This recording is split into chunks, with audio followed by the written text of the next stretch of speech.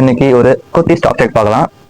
இங்க மேல இருக்க பொருள்லாம் நான் யூஸ் பண்றது, கீழே இருக்கிறதுலாம் நான் இப்போ யூஸ் பண்ணாதது, சிலது என் தம்பி யூஸ் பண்றது. ஓகே, டெய்லி ஒரு சின்ன பால் பாக்கெட் வாங்குவேன், ஒரு நாளைக்கு 16 ரூபா செலவாகுது. அண்ட் முட்டை நேற்று தான் வாங்கணும், அதுக்குள்ள பாருங்க எவ்வளவு காலி ஆயிடுச்சுன்னு சொல்லி.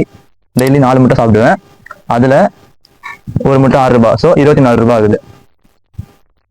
இது வந்து 1 கிலோ ஓட்ஸ், நான் பை ஒன் கெட் ஒன் ஆஃபர்ல 150 தான் வாங்கினேன்.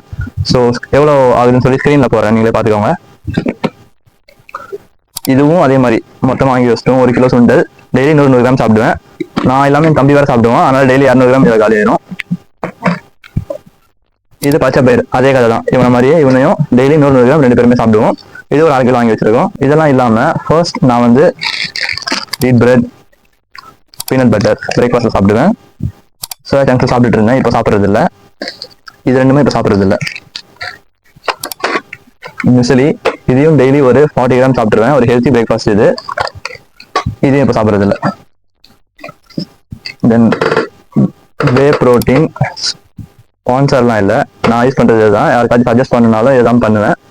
ஸோ இதையும் டெய்லி ஃபர்ஸ்ட் ஒரு ஸ்கூப் சாப்பிட்டுட்டு இருந்தேன், இப்போ சாப்பிட்றது கிடையாது. அண்ட் இங்கே ஒரு பொருளை மிஸ் பண்ணிட்டேன், ஆப்பிள். இருக்கிறதுலே காஸ்ட்லியான ஐட்டம் இங்கே இதுதான். இது டெய்லி ஒரு ஆப்பிள் சாப்பிடுவேன்.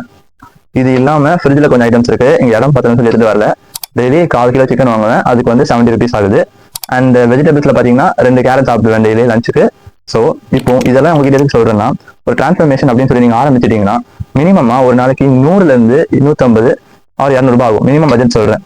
ஸோ 200 கணக்கு வச்சுக்கிட்டீங்கன்னா கூட ஒரு மாசத்துக்கு உங்களுக்கு 6000 செலவு பண்ற மாதிரி இருக்கும், டீசென்டான டிரான்ஸ்ஃபர்மேஷனை கொண்டு வரதுக்கு.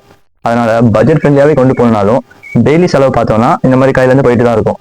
அதனால உங்களுக்கு ஒரு நல்ல டிரான்ஸ்ஃபர்மேஷன் கொண்டு வரணும் அப்படின்னு யோசிச்சீங்கன்னா காசு செலவு பண்றதுக்கு நீங்க தயங்கக்கூடாது. இதுதான் ஹார்ஷான ரியாலிட்டி. இங்க இவ்வளவு ஃபுட்ஸ் இருக்குது, இதெல்லாம் நான் எப்படி டெய்லி டயட்டுக்கு யூஸ் பண்ணிக்கிறேன் அண்ட் எப்படி பிரிச்சு சாப்பிடுறேன், எப்படி சாப்பிட்டா கரெக்டா இருக்கும், எதுல மேக்ரோஸ் எப்படி எடுக்கணும், இந்த மாதிரி நிறைய விஷயம் இருக்குது.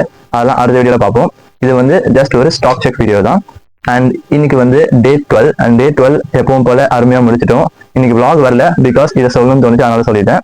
இது இல்லாம இன்னொரு விஷயம், அதை வந்து கமெண்ட்ல போட்டு வைக்கிறேன், உங்களுக்கு வேணும்னா கேளுங்க. நெக்ஸ்ட் வீடியோ கண்டிப்பாக தான் வரும்.